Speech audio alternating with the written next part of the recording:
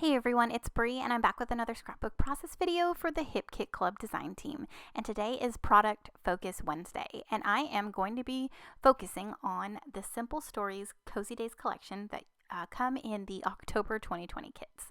So I went through all of the kits and pulled out all of the Simple Stories items, and I have them all spread out on my desk. And I'm kind of just going through, trying to gather some inspiration and looking at all the pieces to see maybe what I want to create with, what I want to add. And, I totally encourage y'all to do that. We get so many awesome products in the kits, but it's really important to go through all of them, like the chipboard stickers, the sticker book, the washi tape, there's those brads on my desk, all the pattern papers, and kind of see what pops out at you for that day, or what you're thinking about creating, and let that inspire you. Sometimes you may know what's in the kits, but then sometimes when you're going through and flipping through them, some items look different, or hey, maybe you didn't see that cute little fox, or that one specific brad that had something that you need or that you want.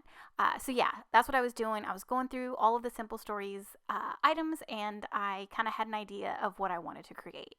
Now, I knew right away that I wanted to use this I think it's American Crafts. No, I'm sorry, it's the Basil Craft cardstock that I'm going to be using as the base of my layout. And I did also want to use this beautiful, beautiful blue and white polka dot paper by Simple Stories. And it's I don't know, did I mention it's the Cozy Days collection? I think I did, but if not, I'll just mention it just in case. So the Cozy Days collection comes in all the kits, and this specific pattern paper, it's called Sweaters and Boots. And what I had done was I had fussy cut a few of the elements from this pattern paper, which I have on the right side of my desk. But then I'm also using the B side as like a border around my craft cardstock. So what I did is I trimmed an inch off of each side of my craft cardstock, and I've gutted the sweater and boots paper so that I can have that blue and white polka dot paper for other projects. I just didn't really want to waste it, and I love that paper so much. It's so pretty. That shade of blue is probably one of my favorite shades of blue, and I am a huge fan of polka dots. I have polka dot everything. So yeah, that paper is my favorite, and I was super excited to use it, and I love the way that the craft paper pops on top of those polka dots. Okay, so to add some extra interest on to my page and to make it seem like these two, like the cardstock and the pattern paper, kind of go together, I'm going to add some stitching around the border of the craft cardstock, and I'm going to alternate between a straight running stitch and a zigzag stitch. So I add zigzags like on each side, just I run it for a couple inches, and then I go back to a straight stitch, and I do that on all four sides of that craft cardstock. So that's what I'm doing here. I kind of sped it up a little bit so you guys didn't have to watch it in real time, because I think this layout probably took me almost an hour to create, adding the fussy cutting and trying to figure out the layout of my design. And yeah, so it was about an hour total. All right, so there is my photo that I'm going to be using for this layout. It is a photo of my son Noah. We were at California Adventure in part of the Disneyland parks in California. And he just looks so cute in his little thermal, and it's orange, and there's like the red colors behind him. So the photo is super fall-y, I guess you could say. It was taken in January, but to me, that's still somewhat kind of fallish, I guess. The colors in the photo for sure. So I went through the Simple Stories like journaling tag spots that come in the kit, and I can't remember if that's the main kit or maybe the Pocket Life kit. I can't remember which one it is. I had, when I get my kits in, I kind of add everything together so I can see, everything all together, so I can figure out, like what I'm going to create with. But anyways, all I'm doing is I'm layering a bunch of those pieces underneath my photo and just creating simple layers to help with like colors. And I'm choosing like ones with like the scallop borders. There's the little piece right there that has like the notebook edge. Now I'm doing that because some of these pieces I probably wouldn't use on normal layouts, so I'm getting them used up, but then also creating a nice layering piece beneath my photo. So I'm going to run some twine from my stash through the little tag, and I believe that's a tag that I fussy cut from one of the Simple Stories papers. It's like both sides of the papers are tags. So one side is journaling tags, and the other is tags with like floral patterns and, you know, a bunch of other icons on it. And that paper is called just tags.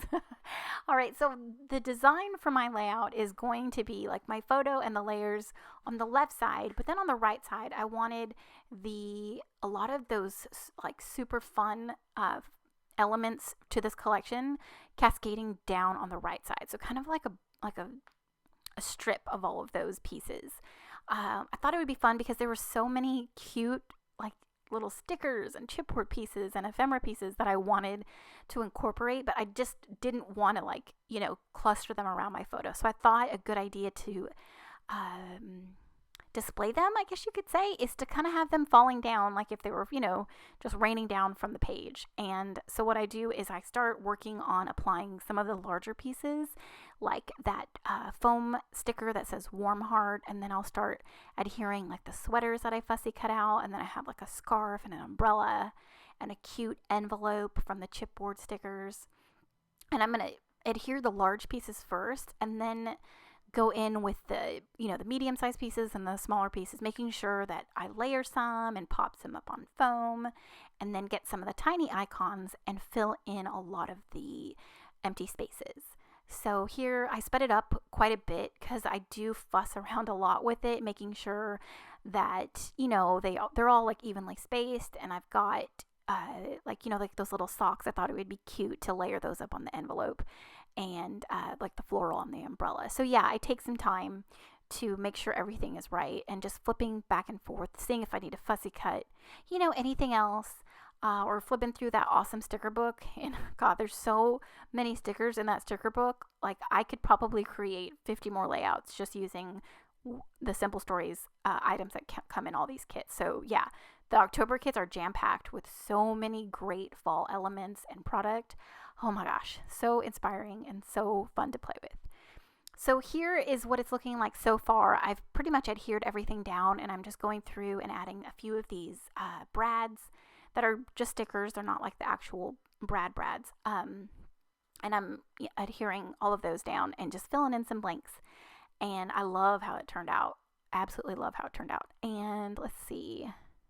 I did add my title. I was using the foam thickers for that, and then I added onto it using that sticker book, adding some alphas underneath. So my title is Fall Vibes, and I added a little pumpkin to the left, and I'm going in. Oh, there was like another little heart that I had fussy cut to make sure that goes on. And since I love mixed media, and the fact that I don't have any on this page, I thought I needed to add some in. So I pull all of the Lindy's magical powders that come in the color kit, and I start working on getting a few of those colors on.